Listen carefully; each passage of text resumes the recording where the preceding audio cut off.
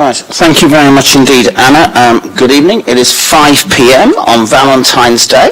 My name is Darren Sanders. I'm the Cabinet Member for Housing and Preventing Homelessness. Everybody here has had a vague understanding of how the COVID rules work within the Guildhall and the rules of the Guildhall Trust. As we have no members of the public, that bit can be removed of the lovely sheet that has been given to me by Anna in Democratic Services. So I think all I can say is, one, if the continuous fire alarm sounds, please evacuate the room public gallery by the stairwells. Do not use the lifts. Please assemble by Queen Victoria's statue in Guildhall Square. Also, in case nobody knew, it is live. We are indeed live and web streamed too, so the mastheads can watch this. So everyone speaking via a microphone will be on camera. Please can everyone use the microphones and remember to switch them off when they have finished. We have apparently no deputations, but Anna, do we have any apologies for absence? Two from the Residents Consortium, Sue Jordan and Maria Cole. Right, okay, well please send them our regards. Has anyone else said that they're not coming? James? Yes, Councillor Scott Pater-Harris is unfortunately unwell, so won't be attending the meeting. Okay, well please send him our regards, and I hope he gets better soon, but thank you very much for that. Anna, is that noted? Lovely. Right. So I will introduce various people before we go around. So the person I've called Anna is here. Anna Martin, Democratic Services. Excellent. Wayne? Wayne Layton, Finance Manager for Portsmouth City Council. Thank you. Mark? Mark Fitch, Head of Local Authority Housing for Portsmouth City Council. James? James Hill, Director of Housing, Neighbourhood and Building Services. Cal? Cal Corkery, Councillor for Charles Dickens Ward and Labour spokesperson for Housing. Thank you very much indeed. So we have one item here today, which is the Council Housing Budget Volume 2, which is the charges for garages and parking sites. Now, James is down to deliver this report, so I don't know whether you're going to do it or whether anyone else is going to do it. I haven't got the faintest idea. Wayne's going to introduce the report and then we'll take questions.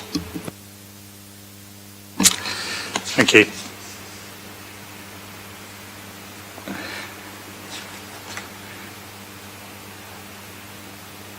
Okay. Sorry. Okay. Sorry, I thought you were going to say something. Okay.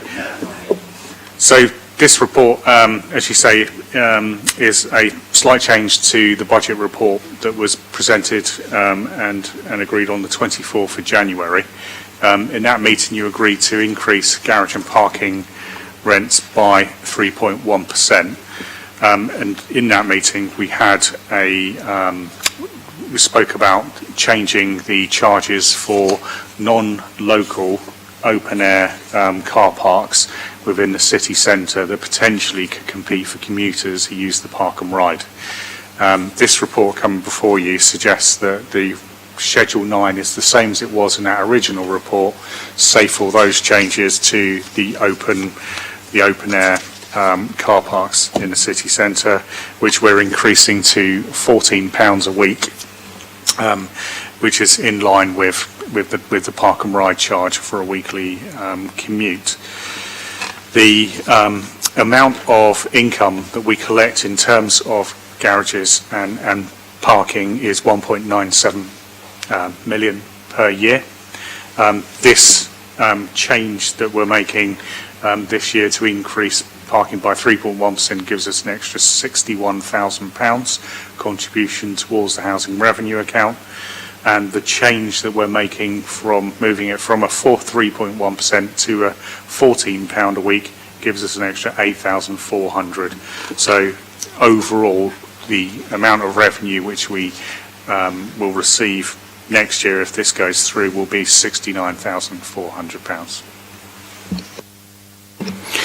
Thank you for that, Wayne. Anna from Democratic Services gently reminded me that I should have asked whether anybody has anything interesting to declare, which essentially is Cal and me, frankly. Cal, do you have any declarations to offer us? If not, that's fine. Just my usual declaration that I'm a council tenant, but I don't think necessarily I know where you live, so I think you're okay on that score, and I have no interest to declare. So that was the sort of the officer's statement. Cal, did you have anything you wanted to say? Just briefly, that I think it's a good idea to uprate the parking charges for non-local users to at least in line with the park and ride. Obviously, the point of the park and ride is to stop people driving into the city centre if they don't need to. So it would be perverse to have a financial incentive to encourage people to on council lands, which was previously the case. I still think it maybe could go further, but the flip side of that is that clearly the park and ride needs to be cheaper, because at £14 a week, I can see why people aren't using it. But I appreciate that's a discussion for another day. In terms of what's actually before us in this report, I support it. Thanks for that, Cal. I think you're right. It is a discussion for another day. That day may be tomorrow. It may be another day. I don't know. But no, this is fun. I mean, I supported this idea at the time. The idea was that we were going to discuss this at the last meeting, but some constitutional discussions meant I thought we'd seem more sensible to be open about it and delay it till today. We brought in this policy in 2014 because we wanted to make sure that we could incentivise people who lived on estates and near estates to have relatively cheap parking. At the time, the western side of the city was a real problem in terms of the overall parking strategy, hence this idea. We know there are people who commute. We know people that commute for miles. That's an issue we've got to face, and I think in terms of fairness with the cost of living crisis that we face, this is a sensible way of saying to our tenants that actually there are reasonable incentives to park in our local areas. It is only a small amount of money, but for me it's about the fairness aspects of it all, particularly with the cost of living crisis that many of our tenants are going through. So on that basis, I'm happy to continue this and pursue this. I'm sure we will talk about the park and ride another day, but I'm happy to pursue this, and I think, Anna, that is it, I believe. Yes? That's grand. Thank you so much for coming. It wasn't 8 o'clock finish, but have as pleasant an evening as you can.